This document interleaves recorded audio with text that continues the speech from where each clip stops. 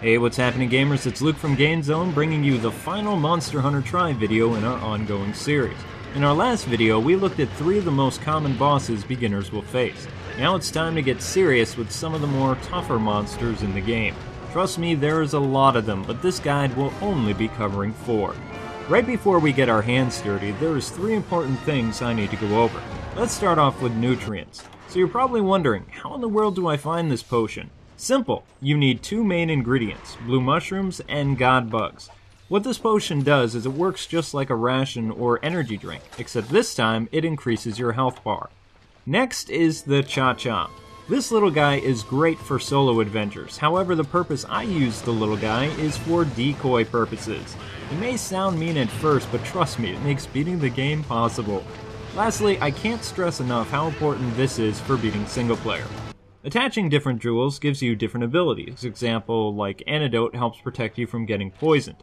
In order to use these decorations, head to the blacksmith, click on Forge, and then just attach them to your armor for a small fee. And that's it. Now we are ready for those tougher foes. First up on our list is the sand juggernaut, the Barroth.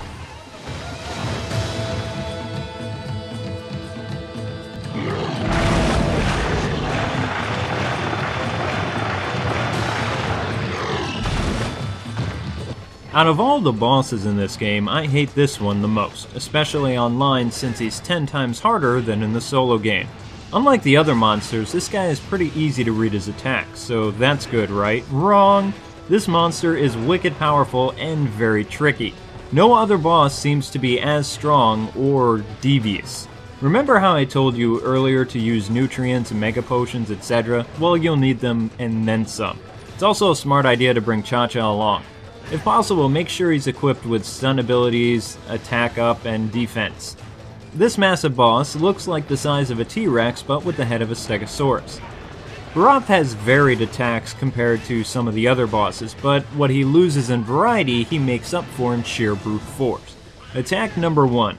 Frankly, it's this monster's most used move. How you know it's coming is the animal will mimic a bull's charge, and will have smoke come out of its nose, then lower its head, and lunge at you full speed, ramming you with its horns. If you're hit by this, it could mean serious damage or instant death. Skilled players sometimes can avoid it by charging out of the way at the last second, but most players opt to run in the opposite direction. That's a very smart maneuver. The trick here is to try to get behind the beast so you can lay waste to its hind legs. Although after the charge, when going behind the beast, be cautious his tail doesn't hit you. Attack number 2. When you get too close to the creature, it turns its body like a dog chasing its tail. And if you're too close to the head or tail, you'll get hit when he spins around. This is mainly a tail attack, but don't forget to watch out for the head as well. My tip for avoiding the tail is to roll away and attack it after it's standing still. Attack number 3. It will shake its whole body and release these egg sacs which capture you. These balls are meant to trap you and not damage you. Cocky players can find shelter underneath the boss, although it's not 100% safe. Most gamers choose to run away off screen until the residue disappears. The other attack I've seen is very rare, but it does some serious damage. What it is it's a type of headbutt, but more like a full body swing. When fighting the Desert Fiend, the first thing you want to aim for is its hind legs. Trust me on this. It's easy to aim for and faster to knock him off his feet. Some players go for the tail, and I actually did at first, but the battle lasted too long. Still, if you're set on cutting off the tail, aim for the gray part to sever it off. Another opportunity to do some serious hits is when the monster is rolling around in the mud. I don't know why he does this, but his soft underbelly is very vulnerable to your attacks. Skilled players also sometimes attack him while he's doing attack number 3. Keep in mind it's no guarantee that you won't get goop on you though. Even with all the extra help and the potions and nutrients and even the little Cha-Cha with you, this fight is still very difficult. After knocking him down numerous times and making him limp off, this is where the fight gets even more challenging. Barroth will rely on attack number 1 consecutively. I'm not kidding. The amount of times he can lunge at you is pretty terrifying. When he's weak though, he will hide in the mud and appear like rocks floating in the water. Don't go near him or he'll pop out of the water and hit you hard. The pond is where the creature goes to rest when it's near death. For newer advanced players, you can be sneaky and attack him while he's sleeping, then once he wakes up, leave the area, come back and repeat the process till he's dead. My key for defeating him was lots of nutrients and the cha-cha.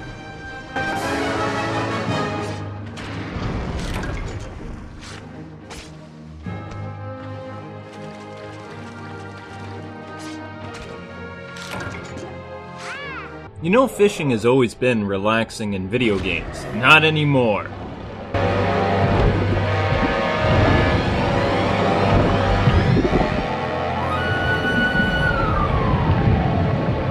The best way to start off this fight is with a little bit of fishing, as you see my online buddy clearly demonstrating.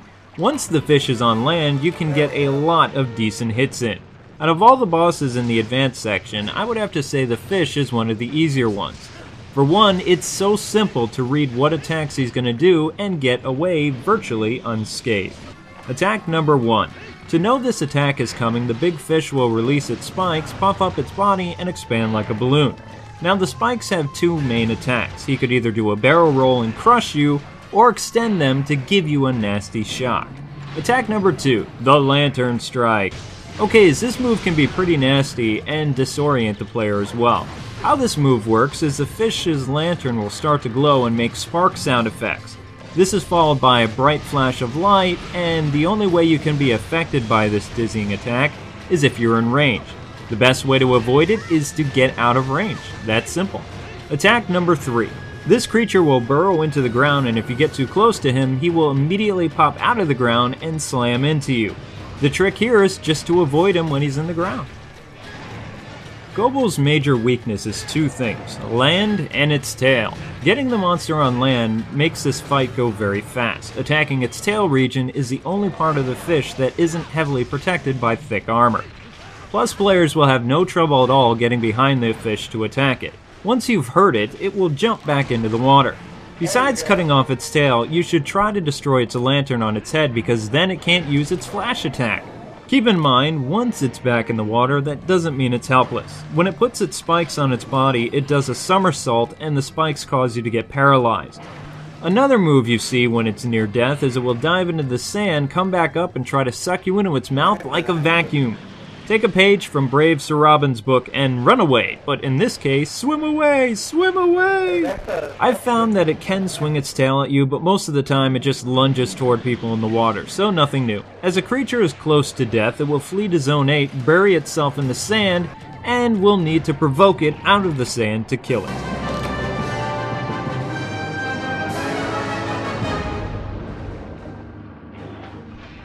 Sorry gamers, but due to YouTube's strict 10-minute policy and GameZone not earning partnership at the moment, this video must be split in half again. My apologies. So this video only covered 2 of the 4 bosses that we're covering. I guess you could say that this is the third part of our monster boss guide. Next up will be the Leviathan, basically the flying dragon, and of course the nasty blue Leviathan. Thanks so much for taking the time to view this video, and don't forget to see more of our videos and drop by our main site for new stuff every day. My catchphrase is God bless and happy gaming until we meet again, gamers.